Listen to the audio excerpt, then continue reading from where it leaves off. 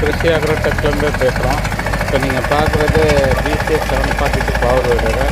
டோட்டலாக full and full dry ஃபீல்டில் ரொம்ப அழகாக ஓட்டிகிட்ருக்காங்க. ஸோ அதை மல்ச்சிங் ஷீட் போட்டுட்டு அதில் வந்து கன்ஸ்ட்ரக்ஷன் வச்சுருக்காங்க. ஸோ அந்த இதில் பார்த்தீங்கன்னா ரொம்ப ஹார்டான ஸ்டைலு கல்.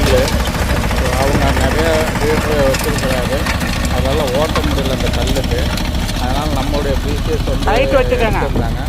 ஸோ ஈரப்பதம் இல்லை, மழையும் இல்லை, இருந்தாலும் இதில் ஓட்ட முடியுமான்னு கேட்டாங்க.